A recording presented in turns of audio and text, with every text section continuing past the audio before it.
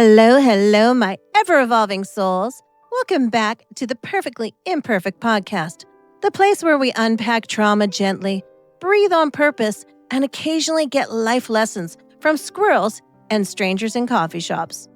Before we begin, if this podcast has ever made you pause, if it ever reminds you to breathe, if it ever makes you look up from your phone and go, "Oh, wow, life's actually happening," please follow, subscribe, leave a review, and share with someone who needs permission to slow down and smell a flower.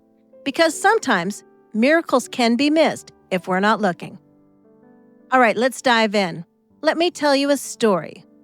When chaos was captain, there was a time early in my relationship with my husband where my life was beginning to turn towards the positive. But here's the thing about trauma. Even when your life improves, your nervous system doesn't allow for those memos to get through. I was walking on eggshells emotionally, afraid of disappointing people, afraid of doing the wrong thing, afraid the floor would fall through if I relaxed even for a second. My mind would wake up 10,000 times a day. It was miles beyond my body. The checklist, the expectations, the fears, the performance mode. In the middle of that chaos, I forgot how to be present. I forgot how to feel the sun hit my face through a window. I forgot to stop and smell laundry, which, by the way, still makes me unreasonably happy. I also forgot the magic of baking smells. I forgot how to connect with the world around me. But there was a light. I like to call it the coffee shop lesson. I was sitting in a coffee shop one day, and a young man with Down syndrome walked in. And he changed my life. No joke. He walked through that door like he had just landed on the earth for the first time. He looked at the ceiling, he looked at the floor, he looked at the people, he looked at the light, and he was in awe. No rush, no distraction, no performing, just mesmerized. He stood in line and he watched everything. It was like a Broadway show. He sat and he looked out the window, like it was the first time he saw a window. It was amazing. And when he got his coffee, he held it. He breathed it in. He tasted it like it was sacred. And I was stunned because I realized I had not tasted anything in months. Not like that. I had just been surviving, but he was truly living. And in that moment, I watched someone who embodies the presence in a way that felt like a rebirth to me. It was childlike, it was fresh, it was inspired. And I thought, what am I missing by rushing, by worrying? The squirrel in the circus. Not long after that, I was sitting on a park bench. 2 squirrels were flying above me. I mean, Olympic-level acrobatics. Cirque du Soleil rodent edition. They were flipping and chasing and leaping through the trees, and people were walking under them, coffee in hand, talking, scrolling, and completely unaware of the circus going on above them. My husband didn't even notice until I said, "Look up, you've got to see this." And that's when it hit me. Life is performing miracles above our heads daily, but we never look up. We never stop to see all that is around us in awe like that man did that one day. We were given 5 senses. That's right, 5. To experience this planet, to experience this planet, to be here, to be relevant. There was sight, sound, smells, taste, touch. And even if someone doesn't have one of them, the others are heightened. The universe, God makes it so that you can really experience life if you want to. How powerful is that awareness?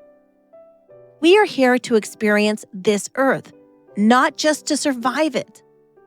We're meant to feel the first snowfall, smell the coffee's steam, notice the softness of a dog's ears, feel warm laundry, watch a butterfly, and let it interrupt your bad mood or your chaos.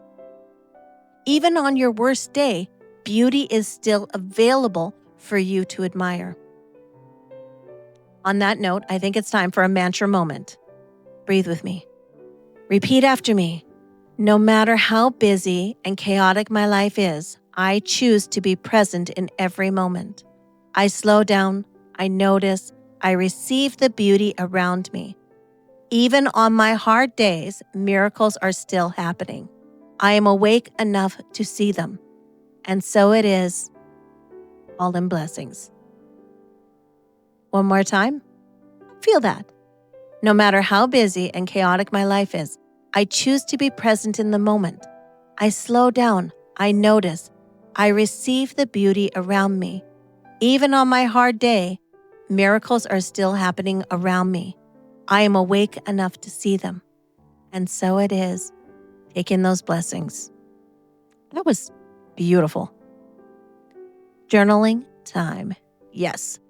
So we're going to label this one Capturing the Moments. If you would, please write this. Number 1, where was the last time I truly slowed down and noticed something small but beautiful?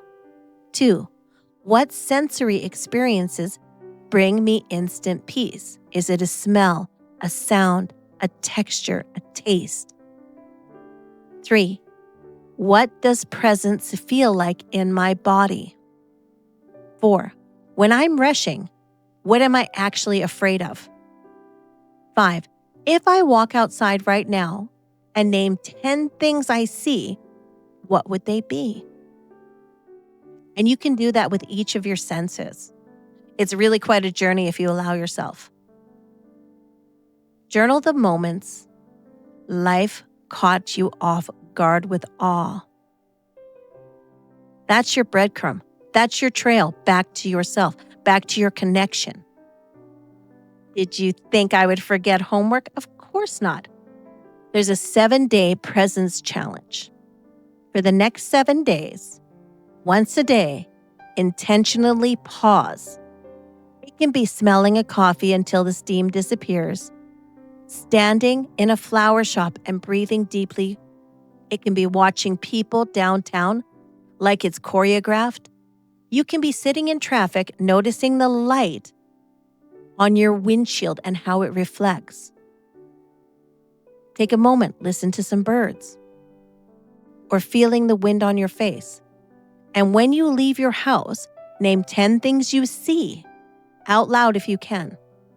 This rewires your brain into the awareness instead of autopilot. And trust me, I've been on autopilot a lot in my life. So I'm going to give you a little personal reflection, and hopefully this helps. That coffee shop moment changed me. Not just because it was dramatic, but because it was simple, just the opposite of it. And sometimes the most profound awakenings aren't loud. They're quiet. There's someone tasting their coffee like it matters. Let something or find something to inspire you today. In closing, slow down, look up, feel the sun through the glass, smell the baking, notice the squirrel circus. We don't get this life to rush through. We don't get this life to rush. No, we're not running through it like a checklist. We get it to experience it, breathe it in, embody it, love it. And today, if you can do this one step, just walk out the door and name 10 things you see, you smell, that you can touch. That's enough. Enough is just noticing. All right, my beautifully imperfect, coffee-saving miracle makers. If this episode made you look up from your phone even once, follow, subscribe, leave a review, share with someone who needs permission to slow down. Because healing is not just deep talks and breakthroughs. Sometimes it's just noticing a squirrel. And if you see 2 doing backflips in a tree this week, please send me a video for research purposes only. Sending you a ton of love. Go breathe something beautiful in today. Till next time.